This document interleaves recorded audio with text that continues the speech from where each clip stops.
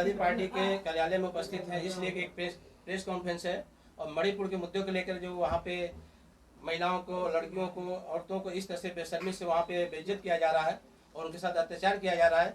तस्लीम भाई हमारे साथ में और पठान भाई हैं जो समाजवादी पार्टी के यहाँ पे पदाधिकारी हैं। पठान भाई, एक चीज़ पूछना चाहूँगा कि भारत देश हमारा जो है महिलाओं का सम्मान करता है और माननीय प्रधानमंत्री ने कहा था बेटी पढ़ाओ बेटी बचाओ, तो क्या कहना चाहेंगे इस बारे में? मणिपुर में जो हो रहा है इसमें जो मुख्यमंत्री है वो इतने बड़े बेशरम है कि अब तक उनको इस्तीफ़ा दे देना चाहिए। वो कुछ कर नहीं रहे और सब ज्यादती हो रही है बेटियों पर, और ये लोग बोलते हैं बेटी पढ़ाओ बेटी बचाओ। ये इनके ढोंग है। ये उल्टा बेटियों को नोच रहे हैं, तकलीफ़ दे रहे हैं और सरकार इसमें कुछ नहीं बोल रही है, तो सरकार निकम्मी है। और ये बीरेन सिंह जो मुख्यमंत्री है इनको तो फ़ौरन इस्तीफ़ा दे देना चाहिए, लेकिन ये इतने बड़े बेशरम है, ये अभी तक टिके हुए हैं। सादिक पठान जी, मैं ये पूछना चाहता हूँ कि आपकी पार्टी जो मणिपुर का मुद्दा है, जो महिलाओं को निवस्त्र करके घुमाया गया, उसके बारे में आपकी पार्टी क्या करना चाहती है? उनके सपोर्ट में क्या धरना प्रदर्शन या कुछ आंदोलन करना चाहती है? इसके बारे में आप क्या बोलना चाहते हैं? अगर ये जो हो रहा है अगर इसका रोकथाम नहीं किया गया तो हम इसके लिए धरना मोर्चा करेंगे। जो भी हमारे से होएगा हम करेंगे, हमारी कोशिश जारी है। कारगिल की लड़ाई में जिन्होंने अपनी जान हथेली पर लड़ के कारगिल की लड़ाई लड़ी, उनकी वाइफ को भी नंगा करके घुमाया गया है। वो तो देखो शर्मनाक हादसा है और पूरी दोषी इसमें तो बीजेपी है, बीजेपी सरकार है। वो अगर चाहे तो ये सब होगा ही नहीं। वहाँ के मुख्यमंत्री का तो कहना है कि पिछले ऐसे सैकड़ों हादसे होते रहते हैं, उसके बारे में आप क्या कहते हैं? हादसे होते रहते हैं तो क्यों होते हैं? आप किस लिए बैठे हो? आप किस लिए बैठे हो? फिर आप कुर्सी छोड़ दो। लेकिन सादिक भाई एक चीज और है कि सीएम के ऊपर भी राज्यपाल होता है, जो उसको संवैधानिक अधिकार होता है, वो चाहे तो इस चीज को कंट्रोल कर सकता है। इस बारे में क्या कहना चाहेंगे? होता है ना, लेकिन सबकी जिम्मेदारी है ना इसको रोका जाए, लेकिन ऐसा हो रहा नहीं है। हादसे को 15 दिन हो गया। हाँ। तो महिलाओं के साथ नंगा करके घुमाया गया, सिर्फ नंगा करके घुमाया नहीं गया, सामूहिक उनको बलात्कार किया गया, हाँ। नंगा करके घुमाया गया। और 15 दिन तक क्या मुख्यमंत्री को वहां के मालूम नहीं था? क्या गवर्नर को मालूम नहीं था? क्या पीएमओ को मालूम नहीं था? मुख्यमंत्री को मालूम था, लेकिन मुख्यमंत्री अनाप शनाप बयान देते हुए अपना बचाव कर रहे। बेशर्मी की हद हो गई।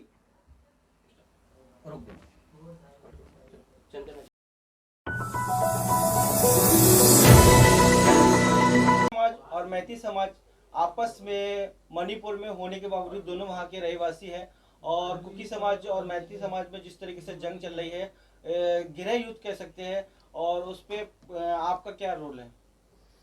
देखिए, कुकी समाज और मैती समाज के लोग जो है ना वहाँ दबंग है, और कुकी समाज के जो लोग जो है ना कमज़ोर है, आदिवासी लोग है। तो इसलिए मैती समाज के जो नौजवान है वो कुकी समाज की औरतों को आए दिन ये जो 2 परेड कराया गया नंगा करके, ये पहली घटना नहीं है। इसके पहले भी और उस वक्त भी कई 100 महिलाओं का रेप हुआ है। ये 2 ही महिला का नहीं हुआ है, लेकिन इस पर कोई संज्ञान नहीं ले रहा है। वहाँ के मुख्यमंत्री कुछ नहीं बोल रहे, और वहाँ के मुख्यमंत्री के ऊपर राज्यपाल है, राज्यपाल भी नहीं कुछ बोल रही है। यहाँ तक कि आज हिंदुस्तान में जो महिला संगठन है, महिला की जो संस्थाएं हैं, वो खाली नेतागिरी करने आते हैं। जब इलेक्शन रहता है तो संस्थाओं के नाम पे बड़े बड़े लीडरों से पैसा वसूलते हैं, और ऐसे मामले में कोई घर से बाहर निकल के नहीं आता है, औरतों की मदद करने कोई नहीं आता है। आपकी पार्टी क्या करेगी? क्योंकि मतलब मणिपुर में जो हादसे हो रहे हैं इतना सब कुछ, उसके आपकी पार्टी ने क्या वो करा है? अब तक क्या किया? देखिए, हमारी पार्टी के जो लीडर है अखिलेश यादव जी, वो अपने लेवल पे बहुत कुछ कर रहे हैं, और हम लोग भी जो हमारा लेवल है, स्तर है, हम उस स्तर पे देख रहे। अगर इस पे कुछ संज्ञान नहीं लिया गया, इन माँ बहनों को इंसाफ नहीं मिला, तो हम लोग एक बहुत बड़ा आंदोलन करेंगे जो पूरे इंडिया में होगा, पूरे हिंदुस्तान में होगा, पूरे भारत में होगा। अखिलेश जी क्या इस चीज को लेके मोदी जी से मिले या उन्होंने वहाँ के सीएम से बात करी? ऐसी कोई जानकारी तो हमारे पास नहीं है फिलहाल। इसलिए मैं एक तरह से कहा जाए कि मानवता शर्मसार हुआ है और हमारे देश में एक मानवाधिकार आयोग होता है, उसको बारे में क्या कहना चाहिए? क्या उन लोगों ने संज्ञान लिया नहीं लिया, अभी इस तरह से पुष्टि नहीं हुई है संविधान ऑफिशियल, लेकिन उनके बारे में क्या अपील करना चाहेंगे मानवाधिकार आयोग से? देखिए, हम लोग भारत में जो रह रहे हैं, यहाँ की जो अभी फिलवक्त सेंट्रल की सरकार है, बीजेपी सरकार, ये सारे संगठनों पे नकेल डाल के रखी हुई है, चाहे वो राज्यपाल हो, चाहे वो सीबीआई हो, चाहे आईडी हो, चाहे आपने जो महिला आयोग की बात की वो है, सारे लोगों को नकेल कस के रखी हुई सरकार, और सरकार के खिलाफ कोई जाना नहीं चाहता है कि उन मानवता मर गई है लोगों की। ये लोग खाली अपनी कुर्सी बचाने में लगे हुए हैं। मतलब कहना चाहते हैं कि लोगों के आँख के जो आंसू हैं वो सूख चुके हैं, जिसकी वजह से ये सारी चीज़ें हो रही हैं। इतने आंसू बहे लोगों के इन 1914 के बाद, 2014 के बाद इतने आंसू बहे लोगों के कि अब आंसू ही नहीं है, सूख गए, आंख से आंसू सूख गया। क्या ये बीजेपी सरकार में क्या ये नारा झूठा है, बेटी पढ़ाओ बेटी पढ़ाओ बेटी पढ़ाओ? ये नारा तो सरासर झूठ है ना। यहाँ तक के प्रधानमंत्री जी ने एक बार खुद ही कहा था बेटी पढ़ाओ बेटी पटाओ। अब धोखे से कहे कि दिल की बात बाहर आ गई, वो तो भगवान जाने।